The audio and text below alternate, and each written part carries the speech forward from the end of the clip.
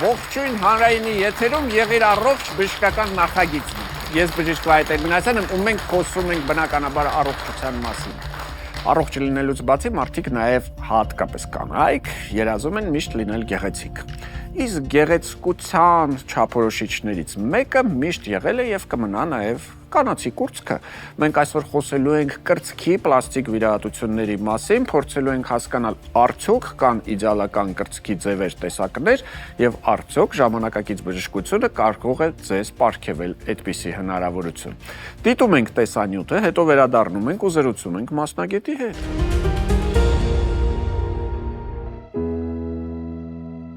Դավաճանություն, զրպարտություն եւ լրտեսություն։ Այս հանցանքների համար հին Հնդկաստանում պատժում էին հրապարակավ մեղավորի քիթը կտրելով։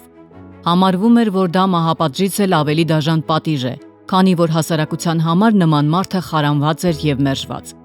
Հենց այս դաժան պատժին հակադրվեց բժիշկ Սուշուտրան։ Մեր թվարկությունից առաջ 6-րդ դարում նա կատարեց աշխարհում առաջին ռինոպլաստիկան։ Մարդու այտից մաշկի հատվածով վերականգնելով ոչ միայն նրա քիթը, այլև ավելի լիարժեք կյանքի հնարավորությունը։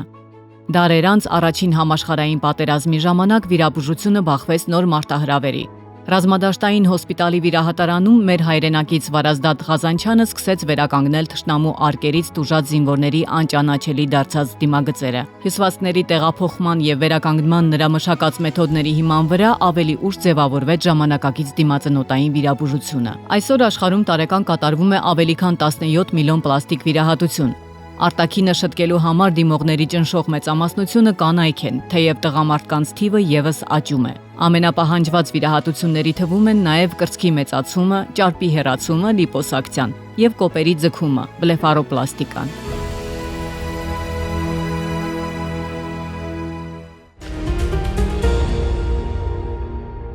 Ինչ հարգելի հեռուստատողներ, շարունակում ենք հաղորդումը։ Ինչ ես կարծում,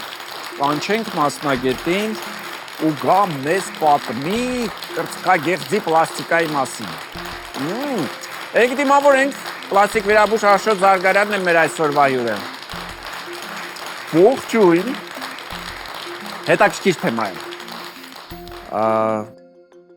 Առաջի անգամ քանի տարի առաջ եք կատարել այդ վիրահատությունը։ 2004 թվական։ 22 տարի առաջ։ 22։ Ահա, վախենալու էր։ Լավ կստացվի, վատ կստացվի։ Լարվածություն կար երևի։ Իրականում, օրինակ, երբ մենք աշխատում ենք որովայնի խոռոչում, ներսում, հիվանդները առանձնապես չգիտեն, թե ինչ է արել, երեք տեսնում են իրենց մաշկի կարերը,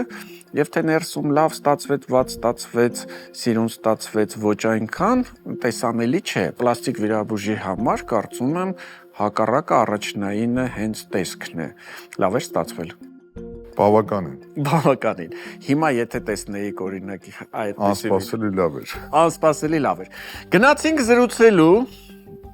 փորձենք հասկանալ, թե երբ եւ ինչի համար կարելի է կատարել կրծքի պլաստիկա։ Ունենք կանոններ։ Ունենք։ Որոնք են այդ կանոնները։ Պրոտոկոլային չափեր ունենք, որոնք էտալոնային են համարվում, երբ որ գնում ենք ուղղակի մեծացման, մենք պահպանում ենք այդ պրոտոկոլային բաները։ Կան իդեալական կրծքագեղձով կանայք։ Կարծում եմ, այո։ Որ այ կարող են իրենք ասել, որ իրենց մոտ ամեն ինչ չափը, ձևը, ամեն ինչը իդեալական է, թե ամեն դեպքում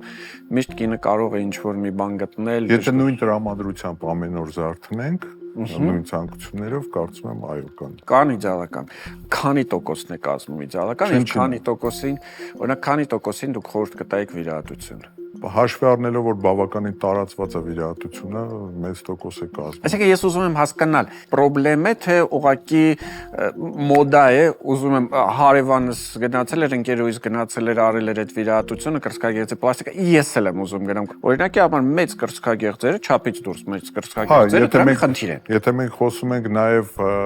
մեծ կրծքագեղձերի մասին, դա շատ լուրջ թեմա է, շատ լուրջ խնդիրներ են, պացիենտների համար, որովհետև շատ լուրջ իր հետևանքներն է բերում, ծանրությունը, ողնաշարժ, ցավերը, հիգիենան, հագուստի սահմանափակումներ, ամեն առումով դա երբ որ մեծ կրծքեր են, դուք պատկերացրեք ոնց որ մի փոքր երեխայի նորածինի գրկես ու այլ ընդհանրապես բաց չթողես։ Բացենք եւ մեր հեռուստադիտողին ցույց տանք տարբեր ձևերի։ Հիմա դուք որ ասում եք կա այդ այսպես ասած տրենդային, միշտ, բայց չափերն էլ եկեք համեմատենք, այստեղ ունենք շատ տարբեր չափերի։ Հա, Այսինքն գոյություն ունեն իդեալական չափս։ Մենք առաջի զրույցի ժամանակ փորձում ենք հասկացնել, տեղ հասցնել, որ շատ մեծը դա այդքան լավ չի, որովհետև յուրաքանչյուր պրոֆեսիոնալ, յուրաքանչյուր փորձառու վիրաբույժ չի նայում 1 օրով, 1 տարով արդյունքը, հա, մի քիչ ավելի հեռու է նայում եւ կարծում եմ, որ դա ճիշտ է, որ երկար տարիների ընթացքում մեծ կուրսը բերելու է իր հետևանքների տարբեր նյութերի։ Տարբեր, հա, ինքը շատ հետաքրքիր մակերես է, սա պոլիուրետան է, որը հա ոչ բոլոր արտադրողներն են ունենում, բայց տարբեր մակերեսներով եւ տարբեր ֆորմաներով, եթե ուշադրություն դարձնեք, սա կլոր ֆորմա է, սա արդեն կաթիլաձև ֆորմա է, բայց կաթիլաձև, երբ որ բարձրությունը, հա, բարձրությունը տարբերվում է լայնքից, ֆորմաները տարբեր են եւ մեր մոտեցումը ամեն մի հիվանդի շատ ինդիվիդուալ է։ Գնացինք առողջական տեսակետից։ Ինչ տարիքից կարելի է անել մամոպլաստիկա։ Հասունացման տարիքից 18 տարեկանից, երբ որ հասունացումը վերջանում է։ Բայց այդ աղջիկը դեռևս չի ամուսնացել, չի ծննդաբերել, չի կերակրել։ Իհարկե չի խանգարում, դուք մոտապես պատկերացնում եք կանանց թիվը աշխարհում, որոնք իմպլանտով, հա, կերակրում են եւ այլն։ Խնդիր չի։ Ոչ։ Կարող է արդյոք տեղադրված իմպլանտը խանգարել հետագայում օրինակ մամոգրաֆիկ հետազոտությունների ժամանակ եւ խանգարել այնտեղ փոքր ուռուցքային process լինի տարիներ անց եւ խանգարի չտեսնեն ժամանակակից հետազոտության, հա, այդ MRT-ներով, մամոգրաֆիայի սարքերով ու փորձառու վերապատրաստված մեր գոլեգաները, ну, դժվար թե բաց թողեն։ Ինչ հակացություններ ունենք։ Հակացությունները քրոնիկ հիվանդություններն են, հոգեկան հիվանդություններն են, արյան մագարտելության հետ կապված խնդիրները, չարորակ գոյացությունները։ Գիտեք, ես գիտեմ, որ նաև չարորակ նորագոյացությունների ժամանակ դուք վիրաբուժական թիմի հետ կատարում եք այս վիրահատությունները, այսօր գնալով ավելի ու ավելի շատ են այդ վիրահատությունները արվում, երբ պահպանվում է մաշկը եւ իմպլանտ է տեղադրվում, կուրծքը որպես այդպեսին հեռացվում է, այսինքն ուռուցքային ամբողջ իր այդ սահմաններով, բայց եթե նախկինում մենք ունեինք ստանդարտ այդ մաստեկտոմիաները, այսինքն երբ որ հեռացվում էր կուրծքը եւ կնոջ համար դա բավականին լուրջ ստրես էր, այսօր ավելի շատ կատարում համակցված պահպանողական, այսինքն եւ ուռուցքաբանական եւ պլաստիկ վիրահատությունները եւ դրանք արվում են միաժամանակ, այսինքն միանգամից թիմային աշխատանք է եւ շատ լավ գեղեցիկ արդյունքներ ստանում են։ Իդեպ դրանք ինչ որ ձևով տարբերվում են այս վիրահատություններից, զուտ պլաստիկ վիրահատությունից։ Իհարկե շատ սպეციფიկ են։ Սպეციფიկ են, որովհետև նախ առաջինը պլաստիկ վիրաբույժը երկրորդ փուլով մտնելով վիրահատարան, հա, վերցնում է այն ամեն ինչը, ինչ թողնում է օնկովիրաբույժը, թողել են բարակ մաշկ։ Իսկ դա արդեն դժվար է, որովհետև դա պտուկի սնուցման խնդիր է, պահպանման ոչ նեկրոզ նույն այդ լաթերի սնուցման խնդիրները շատ ժամանակ ու ամենաբարդ խնդիրը, որ մենք հիմա աշխատում ենք այդ ուղղությամբ, երբ որ կրծքագեղձերը նաև բացի մեծացումից, նաև պահանջում են ձգում փոքրացում։ Առավել եւս այդ խնդիրը ակտուալ է, երբ որ միակողմանի է արվում, մենք պետք է գոնե սիմետրիա ստանանք առողջ կրծքի հետ, իսկ դա շատ բարդ եւ շատ վարպետություն պահանջող խնդիր է։ Իմպլանտների երկարակեցության մասին արդյոք դրանք տեղադրվում են մեկ ընդմիշտ, այսինքն ամբողջ կյանքի համար, թե նախ ունեն ինչ-որ ժամկետ, Եվ եթե ոչ, ապա կարող է օրինակ տարիքի հետ օրգանիզմում փոփոխությունները բերել ձևի փոփոխության, կախվի, փոփոխվի, այսինքն դիրատել ես 30 կամ 25 տարեկան աղջկա տեղադրել ես իմպլանտ, 55 տարեկանում նրա մարմինը փոփոխությունների է ենթարկվում։ Կուրծքը նույնպես փոփոխվեց, իմպլանտը նույնպես կարող է տեղաշարժվել։ Միանշանակ, ինչպես դուք նշեցիք, մարմինը փոխվում է եւ իմպլանտը այդ տարիների ընթացքում չի վնասվելու, իմպլանտը չի փոխվելու, վրայի կուրծքն է ձևափոխվում։ Եվ մենք ոչ մեկս չենք կարա, կանխատեսենք, թե այդ երկար տարիներ հետո ինչ կլինի այդ մարմնի հետ, կուրծքը ոնց կձևափոխվի։ Ես ունեմ օրինակ այդ մենք շեշտեցինք, 2004 թվականից դուք պատկերացնում եք, մենք այդ փորձը, 20 տարուց ավել ունենք, մենք որոնք հետևում ենք, շատ հետաքրքիր է ոնց է ձևափոխվում։ Ու շատ ժամանակ ինքը ավելի գեղեցիկ, ավելի բնական տեսքում։ Չնայած մենք դրել ենք այն սերնդի իմպլանտները։ Որն է հինը, որն է լավ։ Դա հին ու նորի այդքան խնդիրը չի, ինչքան մակերեսների խնդիրը, որոնք լրիվ տարբեր են, մակերեսները իրանց Սա հարթ մակերես է, սա ոչ։ Լրիվ հարթ մակերեսով ցավոք սրտի այստեղ ներկայացված չեն, իրանք տարբերվում են, նաև ինչպես տարբերվում են, նաև այս երկուսը եթե ուշադրություն դարձնեք, կլորներ են, բայց չիպերով են։ Չիպը ինչի համար է։ Այդ ոչ բոլոր իմպլանտների մեջ կան ու ոչ բոլորն են համաձայն չիպով իմպլանտներ դրել, հատուկ գործիք ունենք, ուղղակի երբ որ կարդում ենք ինչ իմպլանտա դրած, ինչ կոդա, երբեմ դրել եւ ինֆորմացիա կա վրան։ Այսինքն բավականին հետաքրքիր բան է, մեջը պարունակում է եւ այսպես դա անգամ այսպես լողում է հիմա, եթե շարժեմ, այս չիպը,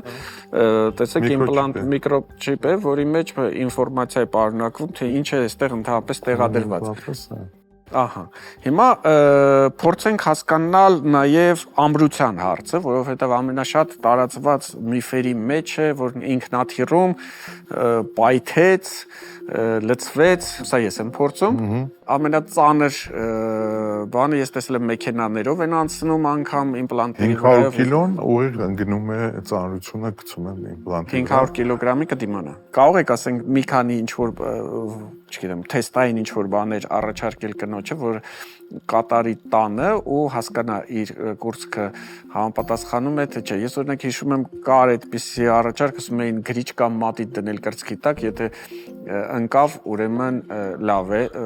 դիրքը, եթե չէ, ուրեմն կախված է։ Ավելի հեշտացած է հիմա, իրանք կոնկրետ նկարներով, կոնկրետ ինտերնետը քրքրած, պատրաստի վերջնական արդյունքն են գալիս, ու ես միշտ ուզում եմ հենց այս ձևի։ Սա է ուզում ու սա հեշտացնում է,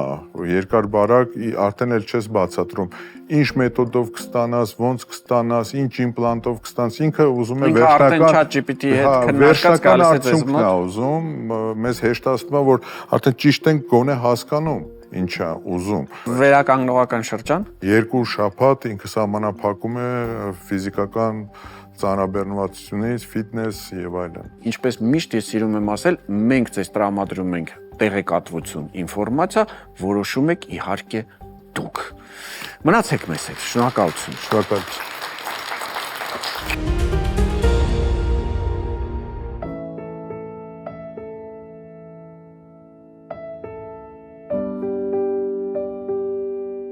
Ես Կարինեն եմ, ես աշխատում եմ թատրոնում, ես դերասանուհի եմ ու մտածում եմ, որ իսկապես որ արվեստը կփրկի աշխարհը։ Ես հիշում եմ մենք մտնում էինք նկուղի տակ, մուտքը բեմի տակից էր, էլի, ու հենց լինում էր այդ ռեպլիկը, որ պետքա թռնենք, ես հենց նվաղած, հոգնած, հիվանդ, քանի որ քիչ առաջ հիվանդանոցից եմ եկել, այդ ռեպլիկի վրա թռնում էի այդտեղից ու խաղում էի այնպես, ոնց որ առողջներից էլ առողջ եմ։ Քաղցկեղի մասին ես երևի իմացա 16 թվականին։ Տենց խորամանկ բան ունի քաղցկեղը, որ ինքը քեզ զգացնել չի տալիս, դու շատ ուշ ես իմանում, քեզ թվում է թե դու լավ ես, ամեն ինչ լավ է, բայց ինքը զարգանում է։ Այս հիվանդանոցի պատերում ես երկար ժամանակ եմ անցկացրել, շատ դժվար տարիներ իմ կյանքում եւ իսկապես որ սկզբից մտնում էի, ամեն ինչը շատ խառն էր, դու չգիտեիր որ հարկում ես գտնվում, բոլոր մարդիկ շատ սարսափած աչքերով էին, որովհետև բոլորից մեջ այդ հիվանդության վախը կար, Եվ այն որ դու չգիտես ուր ես գնալու, ինչ ես անելու, մեկին տեսնում էիր, որ էլի սարսափած աչքերով էր, ուզում էիր իրան էլ կարեկցել, բայց քո վիշտը ավելի մեծ էր։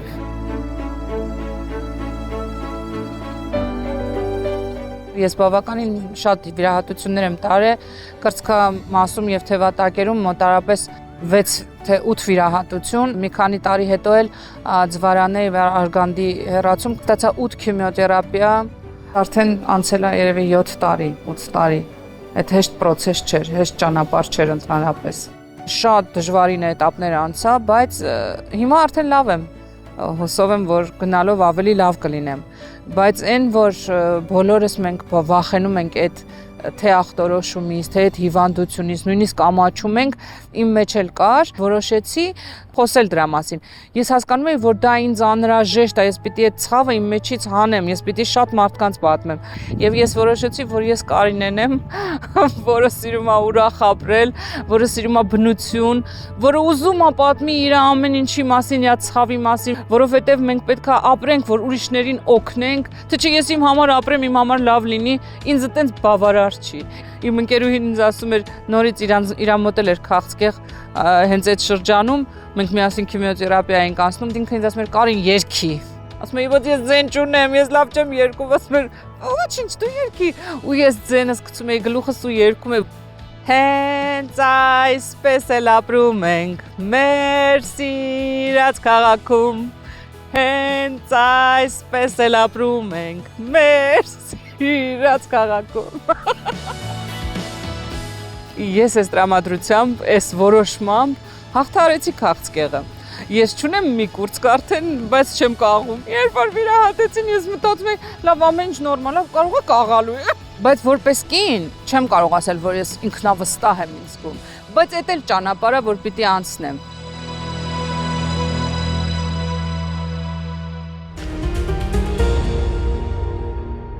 Շարունակենք հաղորդումը, գնանք ծնողների դպրոց եւ սովորենք եւս մեկ ունակություն երեխաներին խնամելու համար։ Մասնավորապես սովորենք, թե ինչպես պաշտպանել մեր երեխաներին արևից։ Հավատացեք, արևից պետք է պաշտպանվել։ Արևը միշտ չէ, որ լավ բան է, իսկ ավելի ճիշտ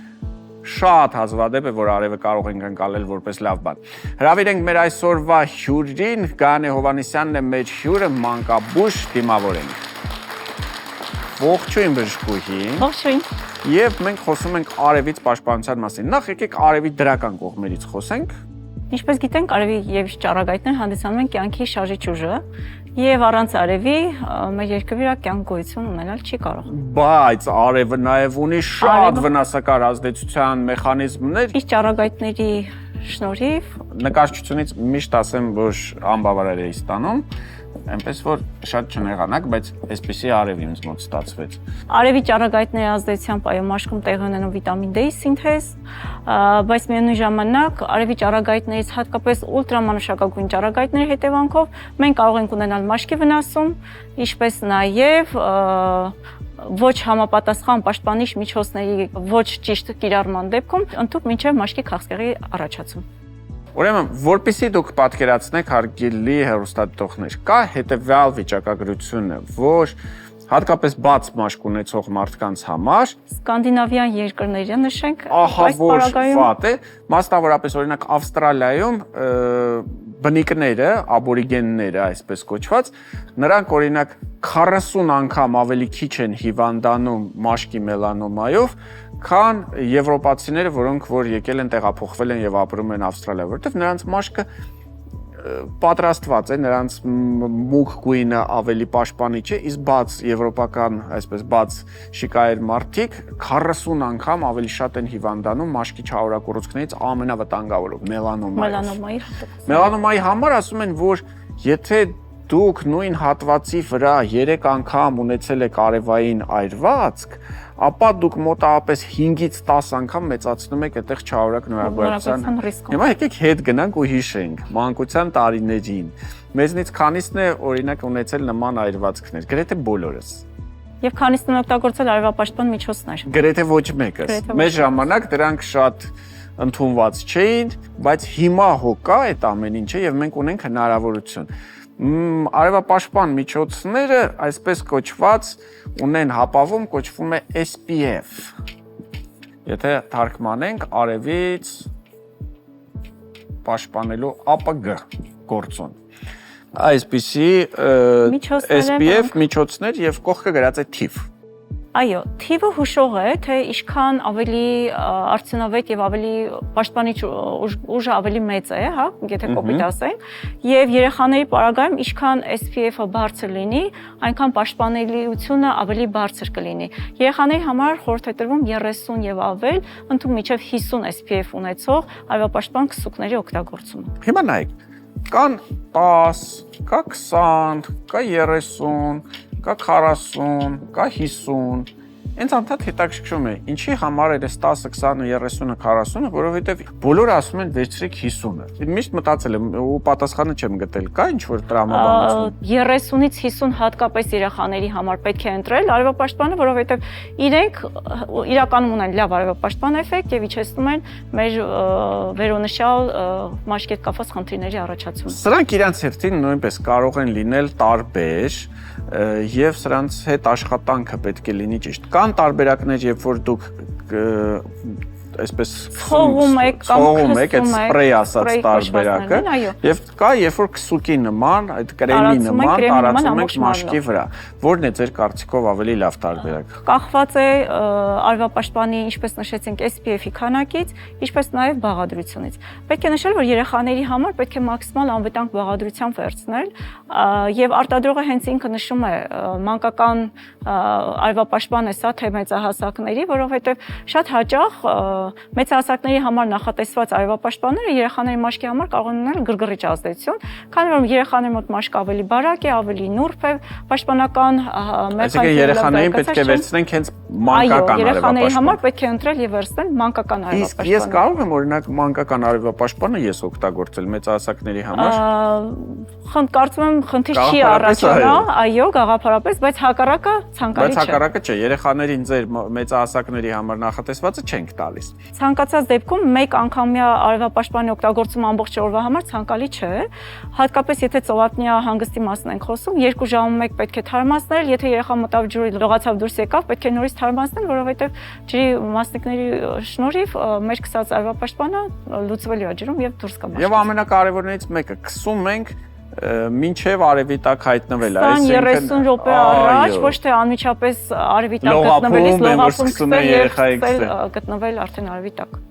Մեզ առնվազն պետք է, չգիտեմ, եթե դուք հյուրանոցում եք, դա անել հյուրանոցային համարում, գոնե 20 րոպե առաջ։ Սպասել եւ նոր դրանից հետո արդեն գնալ արևի տակ։ Եվ նշեցինք արևապաշտպաններ, պետք է նշել, որ ոչ միայն դա պետք է լինի քսուկների տեսքով, մենք ունենք նաև համապատասխան ձեր ձեռքին անձրևանոցն է, ցանկալի գույները լինեն բաց, եթե ունենք տարբերակ սպիտակ գույն ընտրելու, այստեղ մենք ունենք գլխարկ, նորից ցանկալի է բաց գույնի լինի գլխարկը։ Ակնոցի պարագայում նույնպես առանձին թեմա է եւ պետք է ասել, որ ակնոցը պետք է լինի կամ պետք է չլինի ընդհանրապես, կամ պետք է լինի որակյալ եւ համապատասխան ստանդարտների, այսինքն ունենա SPF պաշտպանություն տվյալ դեպքում։ Նկատի ունեցեք, եթե նա ուլտրամանուշակագույն ճառագայթները չկլանեց, ձեր երեխան ուղղակի նայելու է, տեսնելու է, նա չի նեղվելու այդ պահին, կարողանալու է հանգիստ նայել արևին, իրեն թվալու է, որ պաշտպանված է, բայց իրականում կարող է ունենալ լուրջ այրվածքներ եւ անգամ տեսողության լուրջ խնդիրներ կարող են առաջանալ, եթե դուք երեխային կամ ինքներդ ձեզ անգամ տակ վատ որակի ակնոց։ Ակնոցը կամ պետք է չլինի, եթե չկա, մենք ինչ ենք անում, չէ՞, կկոծում ենք աչքերը, մենք ինքնուրույն պաշտպանում ենք։ Կամ պետք է լինի լավ որակի։ Արևը միշտ չի որ կյանք է, արևը կարող է բերել նաև շատ վատ հետևանքների։ Շնորհակալություն Գայանե Հովհաննիսյանին, մեր մանկաբույժ, մնացեք մեզ։ Ինչ ենք անելու հիմա։ Հիմա մենք սնվելու ենք։ Ինչպես ենք սնվելու։ Մենք սնվելու ենք հաճույքով։ Ինչ է լինելու դրանից հետո մենք մնալու ենք առողջ։ Սնվենք հաճույքով, մնանք առողջ։ Մեր հաղորդման հաջորդ հատվածն է, որտեղ իմ հյուրերն են Վարդգես Մովսիսյանը, սրտաբան, ողջույն Բժիշկ Մովսիսյան, եւ իհարկե Նայնե Ալեքսանյանը, ողջույն Նայնե, մեր խոհարարը։ Մենք պատրաստելու ենք հավի կրծքամսով եւ հունական յոգուրտով աղցան, բայց ինչու ենք մենք դա պատրաստում, որովհետեւ մենք որոշել ենք, որ երեքով գնալու ենք մարզվելու։ Նայնե, գալիս ես։ Սիրով։ Հիմա ավելի լուրջ, եթե մենք որոշել ենք զբաղվել ֆիզիկական ծանրաբեռնվածությամբ, ապա որոշակիորեն պիտի փոփոխենք մեր սննդակարգը։ Իհարկե։ Եթե ոչ, եթե մեր սովորական սննդակարգով գնանք ու սկսենք ինչ կլինի։ Մենք խրախուսում ենք հաշվել կալորիաները կամ սնվել գրագետ։ Իդեպ, որքանով է ռեալ հաշվել կալորիաները։ Կալորիան հաշվելը ռեալ է իսկապես, որովհետև մենք անգամ ինտերնետում գրելով ցանկացած սննդատեսակ, խոսքը 4 սննդամթերքի մասին է, եթե օրինակ խոսում ենք ընդեղենի մասին կամ զավարի, Օրինակ դուք հաշվում եք։ Բնականաբար գրում ենք 100 գրամում որքան է կազմում կալորիան։ Տարբեր հավելվածներ, օրինակ այդ հավելվածներն եք օգտագործում, թե ուղղակի ձեր ասած։ Մոտավոր արդեն կարողանում է, եթե մարդը 1-2 անգամ հաշվում է, արդեն մոտավորապես հիշում է, թե ինչքան կալորիա է օգտագործել եւ այստեղ պետք չէ խիստ պահել կալորիաների դեֆիցիտը։ Ընդհանրապես սահմանային, մի օր կարելի է մի փոքր ավել, մի օր մի փոքր պակաս։ Բայց այստեղ իհարկե կարևոր է նշել, որ եթե արդեն կա ֆիզիկական ակտիվություն, այն էլ կանոնավոր, այստեղ սպիտակուցների քանակը պետք է պահպանել նորմայից մի փոքր ավելի բարձր, այսինքն եթե ինտենսիվ ֆիզիկական ակտիվության մասին ենք խոսում, այստեղ 1.4 գրամ սպիտակուց ըստ կիլոգրամ քաշի կարող ենք ասել, որ սա նորմայի տարբերակ է։ Պրոֆեսիոնալ մարզիկները շատ հաճախ ունենում են սրտամկանի ռիթմի նվազում։ Այո։ Եվ եթե նայում են միշտ ասում են կարող է սպորտով եք զբաղվել, հա։ Ինչու՞։ Ֆիզիկական ծանրաբեռնվածությունը ժամանակի ընթացքում բերում է սրտամկանի հիպերտրոֆիայի, այսինքն պատերի հաստացման։ Պատճառն այն է, որ սիրտը պետք է կարողանա ապահովել շրջանառությունը եւ մկանների աճին զուգընթաց պետք է կարողանա պահպանել թթվածների ճիշտ մատակարարում։ Իսկ դրա համար, ինչպես գիտենք, սիրտը կատարում է պոմպային ֆունկցիա, այն պետք է մղի ավելի շատ արյուն, իսկ ավելի շատ արյուն մղելու համար սրտի պատը հաստանում է։ Եվ ժամանակի ընթացքում, երբ որ ունենում ենք այս հիպերտրոֆիան, խոսքը սպորտսմենների մասին է, նրանց սրտի մեկ կծկումը ավելի ուժեղ է, ավելի շատ արյուն է մղում, քան ֆիզիկական ակտիվություն չունեցող կամ թեթև ֆիզիկական ակտիվություն ունեցող մարդկանց մոտ։ Եվ այդ է պատճառը, որ հանգստի փուլում, այսինքն երեկոյան քնած ժամանակ կամ երբ որ գտնվում է ֆիզիկապես հանգիստ վիճակում, սրտի ռիթմը կարող է նորմայից անգամ մի փոքր իջնել եւ այստեղ մենք պաթոլոգիա չենք տեսնում, համարում ենք նորմայի տարբերակ, որտեղ մարզված սիրտ է։ Հիմա շատ մոդայիկ է, որ մարզիկները, ընդ որում նաեւ ոչ մարզիկները ուղղակի ուզում են մկանային այսպես զանգված ավելացնել կամ ուզում են, չգիտեմ, ավելի իրենց կարծիքով օգտակար սնունդ օգտագործել եւ պրոտեինային տարբեր խառնուրդներ, այդ կոնֆետների նման, որ կան դրանք օգտագործել։ Դուք խորտ տալիս եք, խորտ չեք տալիս ձեր մոտեցումը ընդհանրապես։ Պրոտեինը ի սկզբանե ստեղծվել է բուժառուների համար, ովքեր ունեն օրինակ կլման ակտի խնդիր կամ նորեն վիրահատվել բեղեր, այո, որովհետեւ դա նույն սպիտակուցն է, որը մենք ընդունում ենք օրինակ մսամթերքից, կաթնամթերքից, պարզապես պրոտեինի ձևով է, որ ավելի հեշտ եւ արագ կարողանա ընդունել անհատը։ Արդյոք ես կկարողանամ տարբերակել լավն ու վատը, ինչին ուշադրություն դարձնեմ։ Բնականաբար ցանկացած մթերք, որը արտադրվում է, մենք կարող ենք ուսումնասիրել պատմությունը եւ նաեւ կան տեսակներ, որոնք ընդունելի են նաեւ Օլիմպիական կոմիտեի կողմից։ Եվ այստեղ չափավոր ընդունումը որևէ խնդրի կարող է չբերել։ Եվ սա նույնն է, որ եթե մարդը չի հասցնում օրվա ընթացքում լրացնել սպիտակուցի պաշարը, ապա այո, նա կարող է ընդունել պրոտեին, որովհետև դա նույն սպիտակուցն է, ավելի արագ յուրացվող տեսակով։ Այսինքն այստեղ չկա խնդիր պրոտեին ընդունելը, չի բերի որևէ խնդրի, եթե ես չունեմ ֆիզիկական ակտիվություն ու ես այդ պրոտեինները օգտագործում եմ, ինչ վտանգ կարող է ինձ օրգանիզմում սպառնալ։ Եթե սպիտակուցի քանակը նորմայից շատ օգտագործենք, բնականաբար սա ծանրաբեռնվածություն է երիկամների վրա եւ կարող է երկարաժամկետ կիրառման դեպքում բերել օրինակ քրոնիկ երիկամային հիվանդության։ Այո։ Բայց եթե կրկնում եմ, կա ֆիզիկական ակտիվություն եւ անհատը չի կարողանում լրացնել մսամթերքի, կաթնամթերքի ձևով իր օրական պահանջը սպիտակուցի, ապա այստեղ ընդունելի է օգտագործել պրոտեին։ Մյուս կողմից նաև սպորտսմենների մասին խոսեցինք, սպորտային սրտի մասին, այստեղ նաև շատ կարևոր է խոսել հակառակ էֆեկտի մասին, երբ հաստ սրտամկանի պատը ավելի հակված է ռիթմի եւ հաղորդականության խանգարումների եւ ցավոք երբեմն հենց մարզիկների մոտ լինում է հանկարծակի սրտային մահվան դեպքեր։ Մեր օրգանիզմը ունի այսպես կոչված հարմարողականության սահման, իսկ եթե մարդը ֆիզիկական գերակտիվություն ունի, այստեղ անցնում է այդ հարմարողականության սահմանը եւ սրտի հիպերտրոֆիան, սրտամկանի եւ հորմոնալ տեղաշարժերը կարող են բերել իմ նշած ռիթմի եւ հաղորդականության խանգարումների այն տեսակներին, որոնք անհամատեղելի են կյանքի հետ։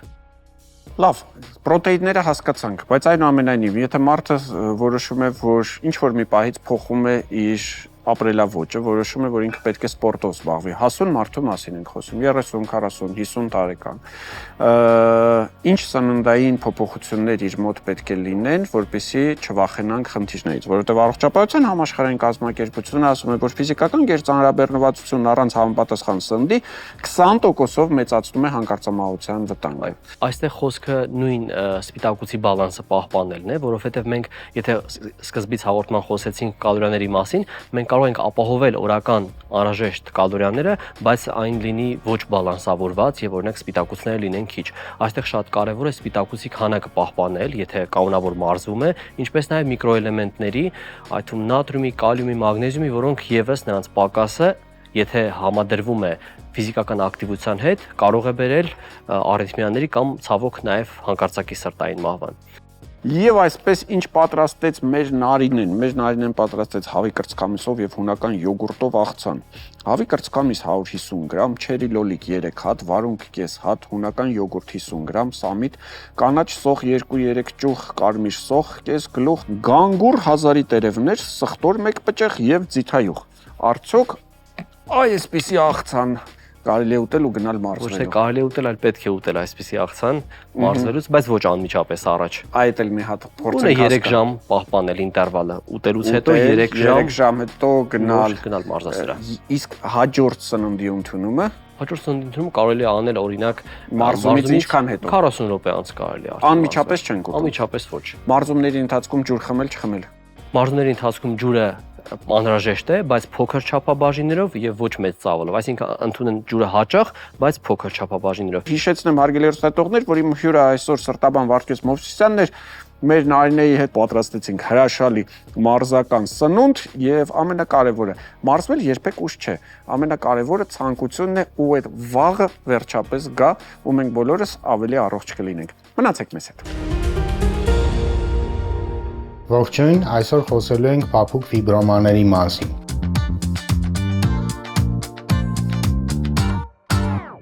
Ժողովրդի մեջ ինքը ավելի հայտնի է որպես պապիլոմաներ, բայց ուզում եմ փաստեմ, որ բացարձակապես կապ չունեն մարդու պապիլոմա վիրուսի հետ եւ հետեւաբար իրանց դեպքում օգտագործել պապիլոմա տերմինը համարվում է ոչ այնքան գրագետ։ Նորից ֆիքսենք, որ իրենք կոչվում են փափուկ ֆիբրոմաներ կամ ակրոխորդոններ, դեպքերի ճնշող մեծամասնությունում պացիենտները մեզ դիմում են որպես էսթետիկ խնդիրներ։ Իհարկե, բժշկական ցուցում որպես այդպիսին հեռացման մենք չունենք, բայց հաշվի առնելով, որ մարդը իր կեցության ամբողջ ժամանակաշրջանում իրականացրել է որոշակի փոփոխություններ իր արտաքինում, եւ եթե պացիենտի համար դա իրոք կարող է հանդիսանալ թերարժեքության բարդույթ առաջացնող որևիցե խնդիր, ապա ընդառաջ գնալով պացիենտի ցանկությանը շատ հաճախ անում ենք այդ հեռացումները։ Սկսենք երևի թե այն մեթոդներից, որոնք որ ցանկալի չի իրականացնել, տարբեր քայքայող լուծույթներով, մասնավորապես թթուներ եւ հիմքեր պարունակող լուծույթներով, տնային պայմաններում մկրատով հատել կամ ինչ-որ հատող գործիքներով հատել, տարբեր տեսակի թելերով կամ մազերով կապել, դրանք իհարկե ոչ բժշկական մոտեցումներ են, հղի ավելի շատ բարդություններով, քան որոնք որ կարող են բերել վաղը մյուսօր ավելի էսթետիկ խնդիրների սպիագոյացման, որոնք որ կարող են ձևախեղել այդ հատվածի մաշկը։ Եվ իհարկե բուժական մեթոդները իրանք շատ են, կիրառվում է թե լազերային միջամտությունները, թե էլեկտրական հոսանքի էլեկտրոկոագուլյացիոն միջամտությունը, կիրառվում է թե հեղուկ ազոտով սառեցման տարբերակը, եւ իհարկե մեթոդի ընտրության հարցում շատ կարեւոր է մի միտք, որ բժիշկը պարտավոր է տեղյակ լինել եւ պացիենտին տեղեկացնել բոլոր արկա մեթոդների մասին եւ որոշումը կայացնել պացիենտի հետ համատեղ։ Ելնելով պացիենտի անհատական հատկանիշներից, ելնելով խնդրի տեղակայման առանձնահատկություններից, ելնելով նաև գոյացության չափերից։ Եթե ունեն խնդիրներ առողջական, որոնք որ ազդում են ոչ միայն առողջական, այլ նաև մարդու արտաքինի վրա, լավ կլինի խորհրդակցել մասնագետի հետ, ստանալ պրոֆեսիոնալ մոտեցում, բուժօգնություն, խուսափելու համար հնարավոր ավելի լուրջ հետևանքներից։ Ինչ հարգելի հեռուստադիտողներ, ինձ միայն մնաց ամփոփել այսօրվա հաղորդումը, Գլխավոր թեման, կարծում եմ բոլորը հիշում եք ինչ իմացն էինք այսօր խոսում։ Վերջում ուզում եմ հիշեցնել, որ մեր գլխավոր նպատակն է, որ ձեզանից յուրաքանչյուրը լինի առողջ ու պահպանի իր առողջությունը։ Եղիր առողջ, կհանդիպենք։